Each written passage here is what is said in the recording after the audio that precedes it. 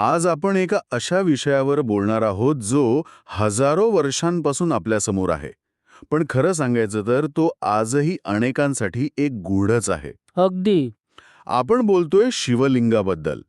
आणि आपल्यासमोर the infinite geometry of Shiva यातील काही अंश आहेत जे वाचल्यावर खरंच या प्रतीकाकडे बघण्याचा दृष्टिकोनच बदलून जातो. हो, पूर्णपणे. आपण विचार करतो ना की देवांच्या मूर्ती कशा असतात. त्यांना एक चेहरा असतो, डोळे असतात, हात असतात, एक ओळख असते. एक विशिष्ट रूप असतं. बरोबर. पण शिवलिंग ते या सगळ्यापेक्षा खूप वेगळं आहे. एक गुळगुळीत अंडाकृती दगड, तरीही त्याच्यासमोर उभं राहिल्यावर एक वेगळीच शांतता जाणवते. हे असं का? या साध्या दिसणाऱ्या रूपामध्ये असं काय आहे, हा प्रश्नच मुळात खूप खोल आहे. आज आपण याच रहस्याच्या मुळाशी पोहोचण्याचा प्रयत्न करणार आहोत. केवळ काय आहे हे नाही, तर का आहे हे समजून घेणं महत्वाचं आहे. चला तर या प्रतीकाच्या पृष्ठभागाच्या पलीकडे जाऊन पाहूया. नक्कीच. तर मग सुरुवातीलाच मूळ संकल्पनेपासून सुरुवात करूया. स्रोत सांगतो की शिवलिंग समजून घ्यायचं असेल तर आधी शिव म्हणजे काय हे समजायला हवं. हो. आता शिव म्हटलं की आपल्या डोळ्यासमोर कैलास पर्वतावर बसलेला जटाधारी देव येतो. पण स्रोत म्हणतो की ही गोष्ट त्यापेक्षा खूपच खोल आहे. अगदी बरोबर. आणि इथेच या प्रवासाची खरी सुरुवात होते. स्रोत आपल्याला सांगतो की शिव हे एका देवतेचं नाव नाहीये, तर ते एका तत्वाचं नाव आहे. एका तत्वाचं. हो. शिव म्हणजे जे नाही ते. जे नाही ते. हे थोडं कन्फ्युजिंग आहे. मी सोपं करून सांगते. बघा, जे काही आहे, जे सतत बदलतोय, आपलं शरीर, आपले विचार, आपल्या भावना, हे जग, या सगळ्याच्या पलीकडे काहीतरी आहे जे कधीच बदलत नाही. अच्छा. जे शाश्वत आहे, स्थिर आहे, ते तत्व म्हणजे शिव. ती एक शुद्ध जाणीव आहे, एक अशी शांत पोकळी जिच्यात सगळं काही घडतं, पण ती स्वतः मात्र अलिप्त राहते. म्हणजे मला एक उदाहरण सुचतंय. जसं सिनेमाचा पडदा. उत्तम उदाहरण. चित्र येतात आणि जातात, पण पडदा मात्र तसाच राहतो. अगदी. तो पडदा म्हणजे शिव. आणि लिंग या शब्दाचा संस्कृतमध्ये अर्थ होतो चिन्ह किंवा प्रतीक. ओ, म्हणजे लिंग शब्दाचा अर्थ तो नाही जो सर्वसाधारणपणे घेतला जातो. नाही, अजिबात नाही. त्यामुळे शिवलिंग म्हणजे त्या अदृश्य, अरूप, शाश्वत तत्वाचं एक दृश्य प्रतीक, जे डोळ्यांना दिसत नाही, त्याची आठवण करून देणारं एक चिन्ह. ठीक आहे, म्हणजे हे एका अमूर्त कल्पनेचं भौतिक रूप आहे. पण मग प्रश्न असा येतो की हे प्रतीक असंच का आहे? म्हणजे गोलाकार, अंडाकृती, चौकोनी का नाही, त्रिकोणी का नाही? यामागे काहीतरी विचार असणारच. हो, नक्कीच. आणि याचं उत्तर आपल्या आजूबाजूच्या निसर्गातच आहे. हजारो वर्षांपूर्वीच्या माणसाने जेव्हा निसर्गाचं निरीक्षण केलं, तेव्हा त्याला एक गोष्ट प्रखरशाने जाणवली. काय? निसर्गातील सर्वात मूलभूत आणि शक्तिशाली गोष्टी त्या गोलाकार आहेत. सूर्य, चंद्र, तारे. अगदी. आणि आपण ज्या पृथ्वीवर राहतो ती सुद्धा गोल आहे. बरोबर. अगदी पाण्याच्या थेंबापासून ते अणूच्या रचनेपर्यंत. आणि लहानपणी आपण पाण्यात दगड टाकायचो तेव्हा ते तरंग सुद्धा वर्तुळाकारच पसरायचे. हो. वारा सुद्धा सरळ रेषेत नाही वाहत, तो भोवऱ्याच्या रूपात फिरतो. ऋतूंचं चक्र, जीवनाचं चक्र, आकाशगंगा, सगळीकडे हेच वर्तुळाकार रूप दिसतं. म्हणजे निसर्गाची मूळ रचनाच वर्तुळाकार आहे. अगदी. आणि यामागे एक गहन तत्वज्ञान आहे. स्तोत्रात एक खूप सुंदर वाक्य आहे, रेषा थांबते, चौकोन थांबतो, पण गोल थांबत नाही. वाह! हे खूपच प्रभावी आहे. होला? म्हणजे रेषेला सुरुवात आणि शेवट असतो. चौकोनाला कोपरे असतात, मर्यादा असतात. बरोबर. पण वर्तुळाला न सुरुवात असते न शेवट.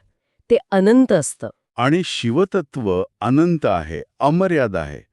म्हणून त्याचं प्रतीकही असं आहे जे अनंताची जाणीव करून देईल. अगदी तसंच. शिवलिंगाचा आकार आपल्याला सांगतो की जे सत्य आहे ते कोणत्याही चौकटीत, कोणत्याही व्याख्येत बांधता येत नाही. ते अमर्याद आहे. एक मिनिट थांबा. इथे मला एक विरोधाभास जाणवतोय. विचारा.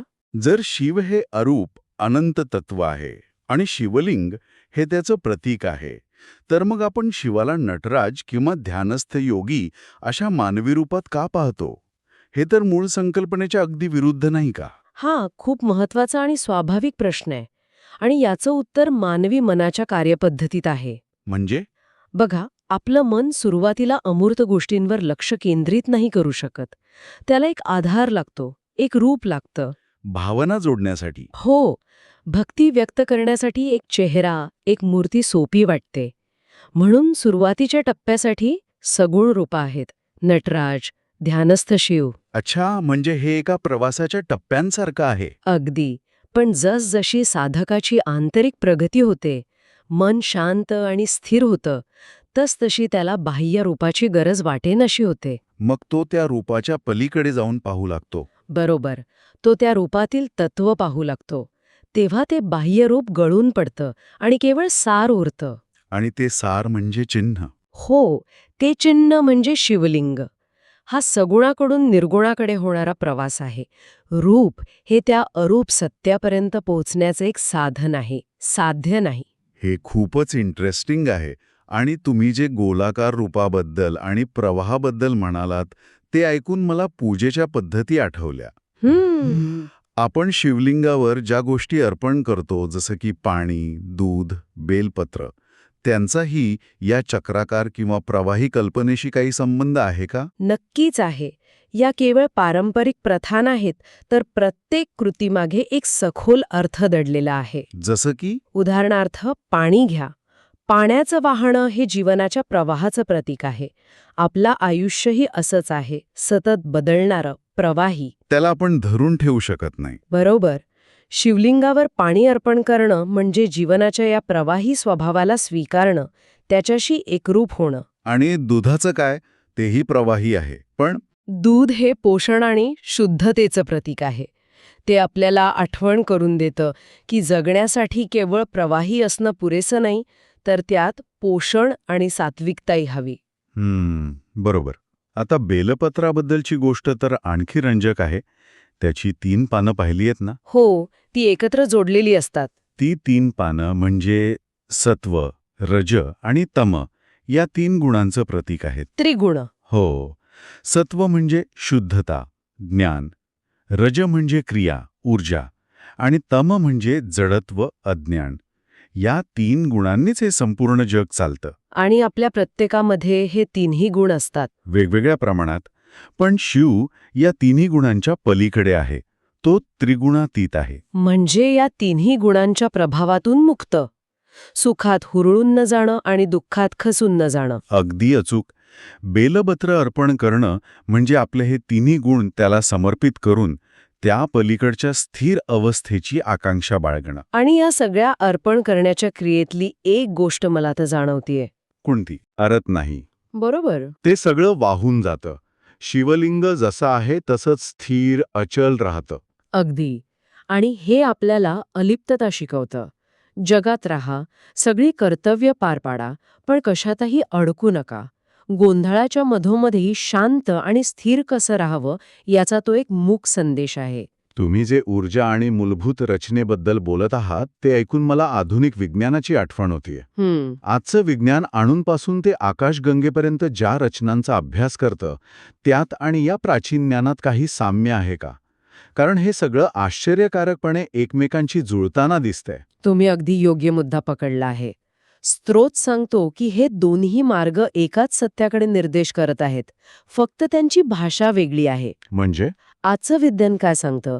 कोणतीही ऊर्जा जेव्हा स्थिर होते तेव्हा ती गोलाकार किंवा वर्तुळाकार रूप धारण करते. हो, बरोबर. ती लंबवर्तुळाकार असतात. आणि आकाशगंगा सुद्धा एका विशाल चक्राप्रमाणे आहे. अगदी. म्हणजे ऋषीमुनींना हे सगळं अनुभवातून कळलं होतं, विज्ञानाच्या समीकरणातून नाही. बरोबर. त्यांना अणू किंवा आकाशगंगा या संज्ञा माहीत नसतील, पण त्यांना ऊर्जा आणि तिचं मूळ स्वरूप अनुभवातून कळलं होतं. जे शाश्वत आहे, जे स्थिर आहे, ते गोलाकार आहे, हा तो अनुभव होता. वा. म्हणजे शिवलिंगाचा आकार हा केवळ योगायोग नाही, तर तो सृष्टीच्या मूलभूत रचनेचं प्रतिबिंब आहे. प्राचीन अंतर्ज्ञान आणि आधुनिक विज्ञान इथे एकाच बिंदूवर येऊन मिळतात. हे सगळं ऐकून या प्रतीकाची भव्यता आणखी वाढते. पण आता एका महत्वाच्या आणि तितक्याच संवेदनशील मुद्द्याकडे येऊया. शिवलिंगाच्या रचनेबद्दल, विशेषतः त्याच्या खालच्या भागाबद्दल म्हणजे आधाराबद्दल अनेक गैरसमज आहेत. अनेकदा त्याचा चुकीचा अर्थ लावला जातो. याबद्दल स्रोत काय स्पष्टीकरण देतो? आणि हा प्रश्न विचारणं खूप गरजेचं आहे, कारण याच गैरसमजांमुळे या गहन प्रतीकाकडे पाहण्याचा दृष्टिकोन संकुचित होतो. हो, स्रोत अगदी स्पष्टपणे सांगतो की शिवलिंगाचा वरचा भाग जर शिव आहे, म्हणजेच शुद्ध चेतना, अस्तित्व किंवा बीइंग, अस्तित्व तर खालचा आधार, ज्याला योनी किंवा पीठ म्हणतात, ती शक्ती आहे. शक्ती म्हणजे क्रिया, ऊर्जा, प्रकटीकरण म्हणजे बिकामिंग. चेतना आणि ऊर्जा, अस्तित्व आणि क्रिया. हो, आणि हे दोन वेगळे नाहीयेत.